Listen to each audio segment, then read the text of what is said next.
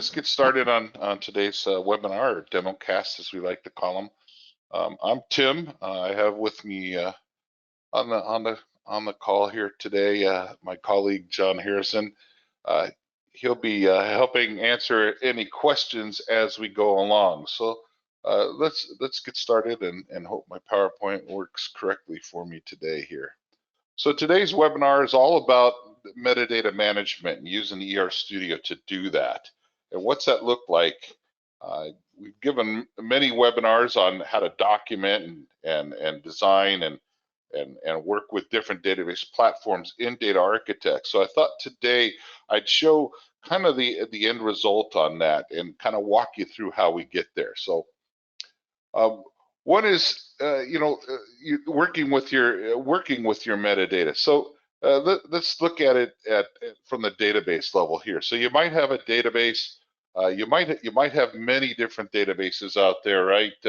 Your developers, you've been using agile development or rapid development, maybe for some number of years, going straight from the developer's desktop to production, and they're putting out semi-structured data, JSON files, SQL databases.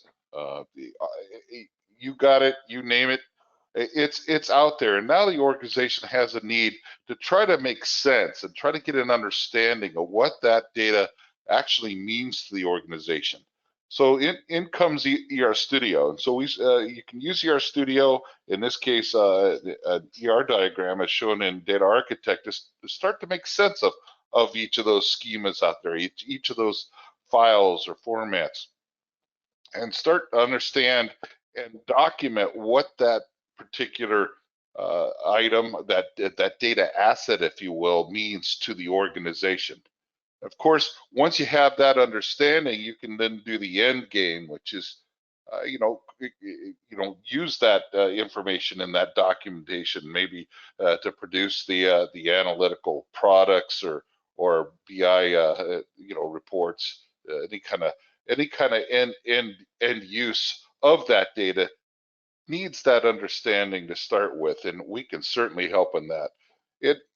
In other words, we take chaos like this and we try to create order around it and structure and documentation, and this is what your architects and modelers will do, is part of the reverse engineer path, and then the design and document and structuring of your ER diagrams within ER Studio. So let's talk a little bit about ER Studio and its makeup. Any of you that's been in my demos or in one of my webinars before probably seen a couple of these slides. I like to include them every time. The ER Studio uses the approach of our kind of tiered products here, with Data Architect being a Windows-based application for your data architects and modelers to do those works, that work and those functions associated with data modeling. Both logical, physical, and conceptual modeling can be done there. Of course, with our Enterprise Team Edition, you have the repository, and that's really becomes the central source of truth, or the linkage for your different models of your different data assets. So you can start really tying those together into an enterprise logical diagram or an enterprise conceptual diagram, and really start understanding that structure at an organizational level. And we could use Team Server then, which is a web-based product that ties into the repository, where we can see via the web all that great work that your modelers and architects have done designing and documenting those data assets. And that allows that Team Server Core allows these other roles within the organization to see and work with that great description and documentation of your metadata.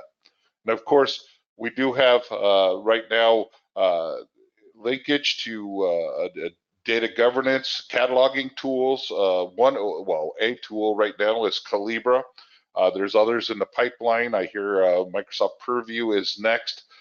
Since those kind of data cataloging tools and governance tools do have a data dictionary, it'd be great if that data dictionary would interface with the ER Studio data dictionary, and that's what these purpose-built integrations do. And as I said, we have Collaborate now and Purview next in the hopper. Drilling a little bit more into ER Studio before we get into the tool, and I promise we're going to get into that in just a couple of minutes. This is the typical journey, right? This is the typical operation that you'll see your modelers and your architects doing, working with a data asset out in the physical world, be it on a production server or a flat file out in a lake somewhere, a document database. You need to make some understanding, right? Some business level information. That's the journey these days. It seems to be. You have the data assets already. It isn't the story where you're starting top down anymore, designing a brand new application database. As much as it seems that the current way the tool's being employed is to really reverse engineer those data assets that you may already have, maybe to convert that tribal knowledge of those physical data assets into something that's more easy to use and understood at a business level. And that's where ER Studio can help you. It can bring in that physical asset. Modelers and architects can start the work of documenting and describing that. And of course, then you can tie it up into your data governance initiative, vis-a-vis a business glossary in terms, which is what you're seeing up here in ontology of terms. So that's that reverse engineer journey. You'll probably see me do this, or one of my colleagues do this particular slide manifest itself in the demo. We're going to be going from top down today. I will show a little bit about this, but this is what ER Studio can do is bring in that data asset, create that canonical model structure, physical model, logical model, flesh that out, and then start giving you ties into your corporate logical or enterprise logical models, enterprise conceptual models. So once you've done that and you've worked with that across your entire data dictionary, you end up with this picture. It's a very busy slide. I got the next slide. It adds a little bit to it. This is where, with ER Studio, you could tie in all those different schemas, all those different data assets across your entire enterprise, and start getting a degree of organization and structure and rigor around the usage of those data types and the understanding of, hey, we have client information here and we have client information in this JSON message. Where do we have client information across our data dictionary? And with Team Server, you can start getting some really neat pictures. You can add visualizations, I should say. You can answer some great questions like, hey, where across my data dictionary is employee data used, those kinds of things. Of course, I don't know if you saw our latest webinar with what was it, Mr. Ferguson that came in and with our product manager Jamie to talk about data mesh and how it can be applied to ER Studio Enterprise Team Edition. And so that just adds that where you can have the logical model of your data mesh products, your product, your sales figures, customer demographics, and their associated documentation and definitions, and have those ties in to your data dictionary. All right, so let's jump into the tool here. Any questions at this point, John? I don't see any.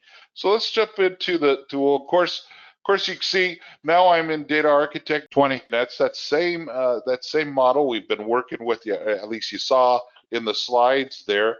I have it here open in Data Architect, and of course, this is where that initial pass at creating this logical model started. You could drill into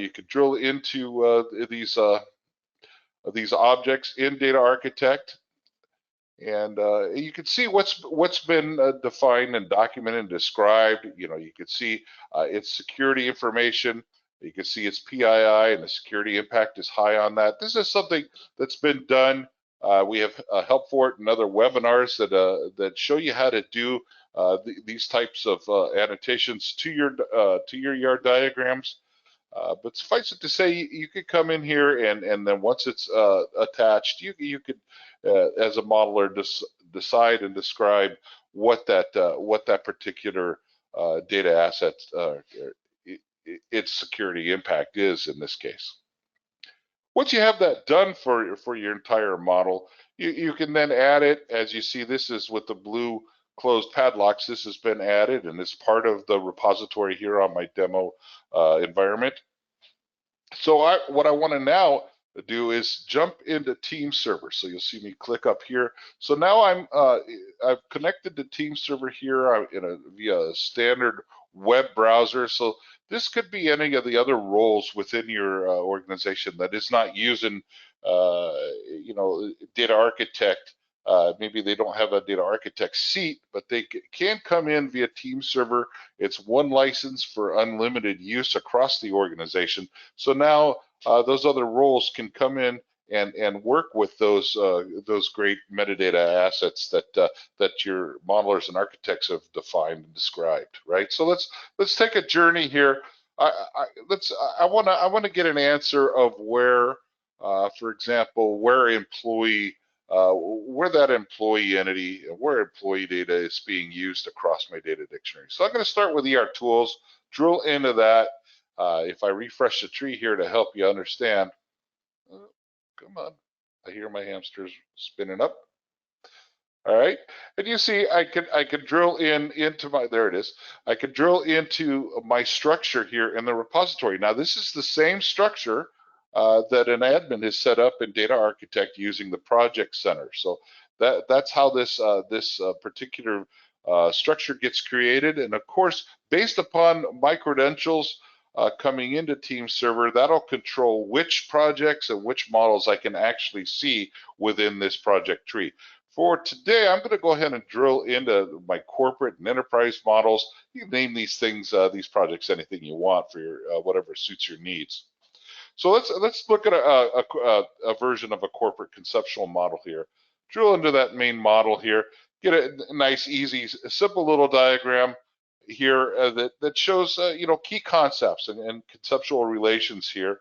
Employee is job to department. So let's drill into employee here and see what's been defined and documented around that.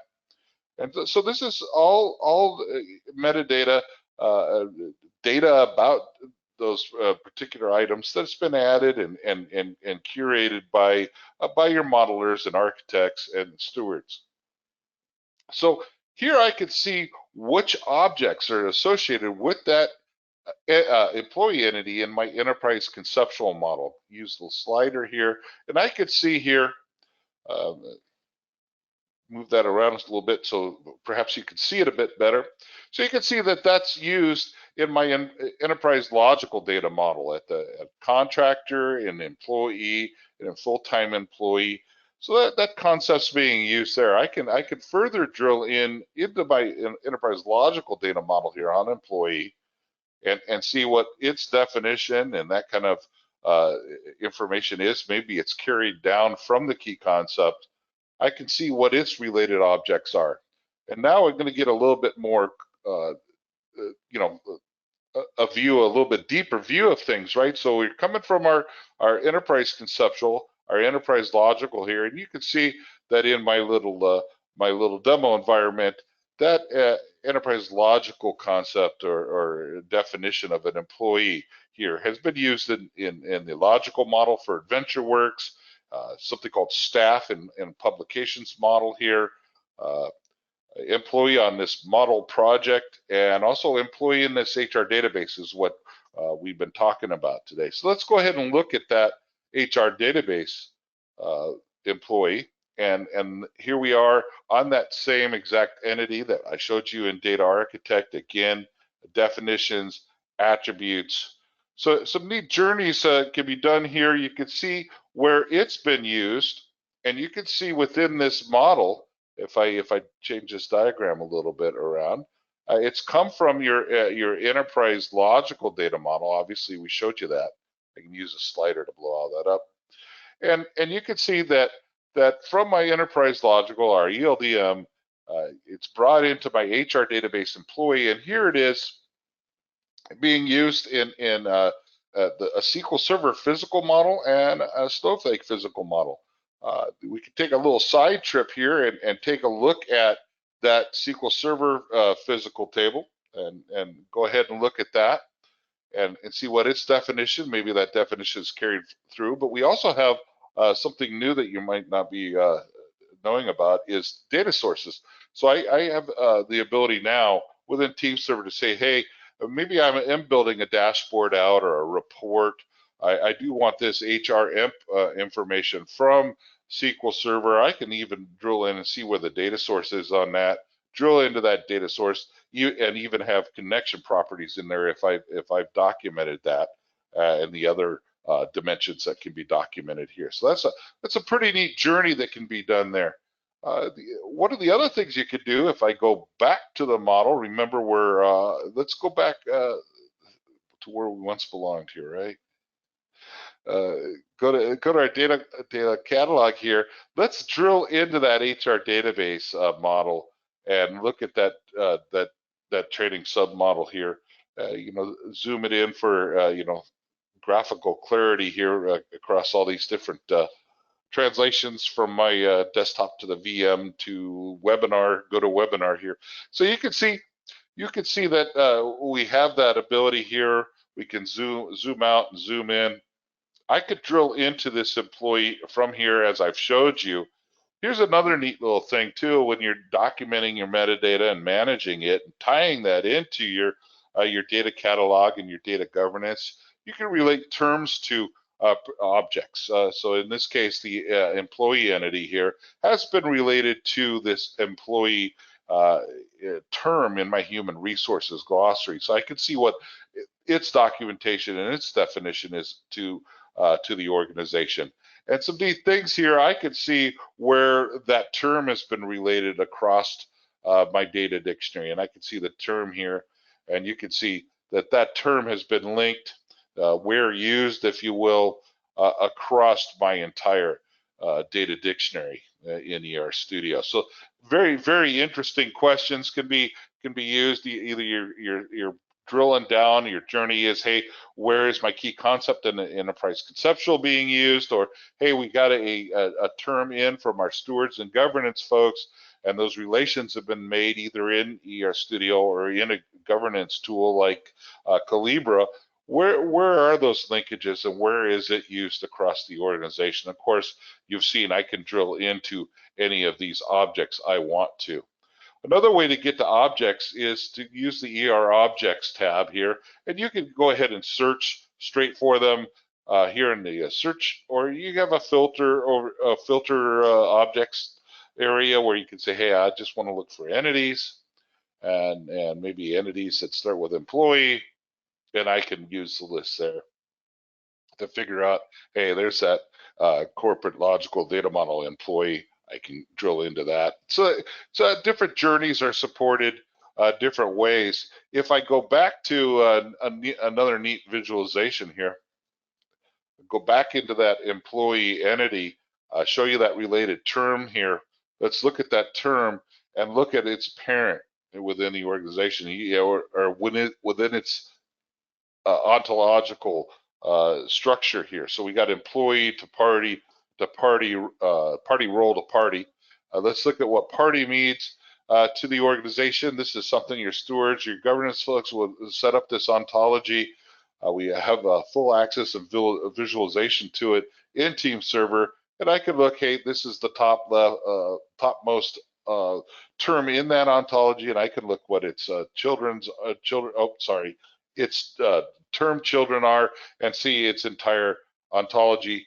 I threw this in just to point out that graphical visualizations are great ways of seeing ontological problems, psychological. Clearly, birthday is a party, but it's more of an event or a celebration, right? It's not party within the context of this glossary and ontology here. And again, Team Server has great ability to go ahead and structure your metadata and see your metadata and see the way it's been structured via a data architect. So let's take a look again in Data Architect and kind of finish the path here. So this was this same diagram checked out.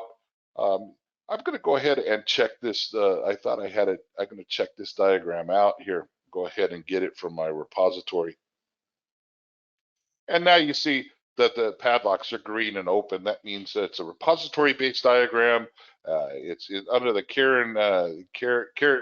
caretaking of your Studio repository, your Team Server repository.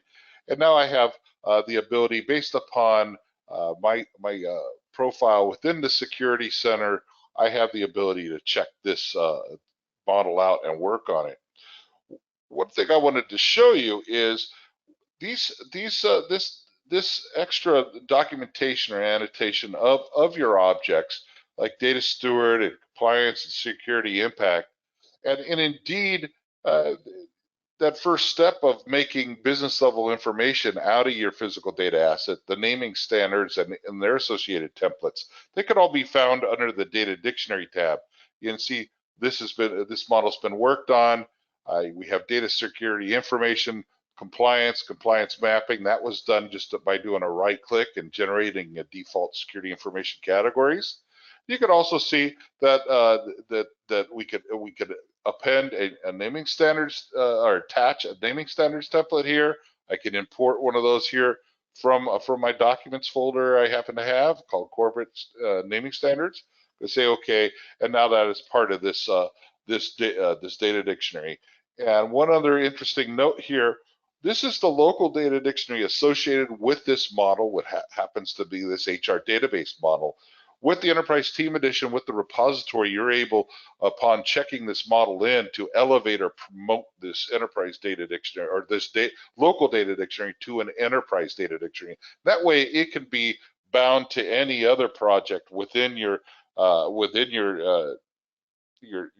Studio Data Dictionary, and that way the work you do here in this data dictionary can be reused and not have to be done twice, right? Things like domains are usable as well.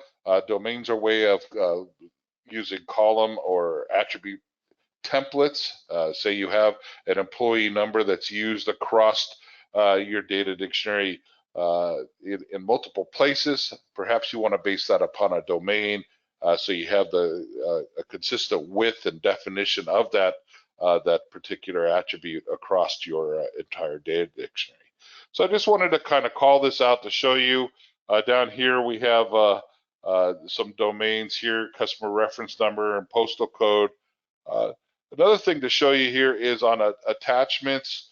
You know, we have attachments are ways of further documenting your objects within your studio. So if there isn't a kind of a standardized documentation or annotation that you have, like a compliance mapping or privacy level, you can always create an attachment for that and kind of build it around your own needs.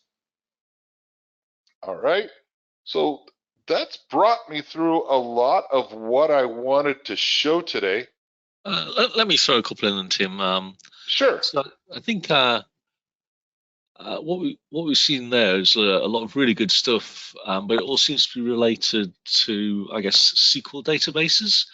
Is kind of managing the metadata still valid around NoSQL databases, and how would that kind of manifest in your studio? Absolutely. So yeah, we could talk about you know, semi-structured or NoSQL, and we do have other webinars on that, John. So but we certainly can if we look. I don't know if we have this particular model, but I can bring in a model. I wonder if I have the book example from in my repository. Let's take a look here. I do, and let's check that out. So we could actually add in, obviously, I think that the point that John's trying to bring in is it doesn't have to be SQL Server or Snowflake. It could be semi-structured or even NoSQL. All your data assets can be part of your data dictionary. So you might want to put yourself on mute there, John. All right, so here's that book example. So you can see that within this JSON file, which we can import a JSON file or schema, we do have the ability to bring that in. It'll actually create a representation, a logical representation of that JSON file. Obviously, things like these relationship connections are not valid within a JSON structure. So if I go into, say, my JSON structure here, you can see it here. I could do a control insert, by the way. Some neat little things here you can click on to go ahead and just go ahead and edit your JSON. Other things you could do within the JSON thing is showing the rolled up or not. If you're working with the kind of a polyglot view of things, hey, what's going to be rolled up? What's what we call containment? So you see a little bit different in these objects here. And I could drill in the objects and look at these relationships and say, hey, what's contained within what? So when I go ahead and do roll it up, and maybe I'm going to produce this this particular JSON or Mongo. You can see Mongo is here as well. If I'm going to go ahead and produce that, I would just do the right click and the generate database on there. In this case, it will create the JSON file. And yeah, I wasn't going to go too much into all the different platforms. If that's something of note here, I can certainly show that to answer that particular question with our supported database platforms here. And happy to give you this link in the chat here, but we do have a wide variety of database platforms that you can connect to bring in those physical data assets as part of your Studio Data Dictionary. I'd like to thank you all for attending today's DemoCast webinar. Hope you got a lot out of it and we're able to see how we can use IDERA Studio and the Enterprise Team Edition to go ahead and manage that, help you manage that metadata. Thanks a lot for attending, everybody.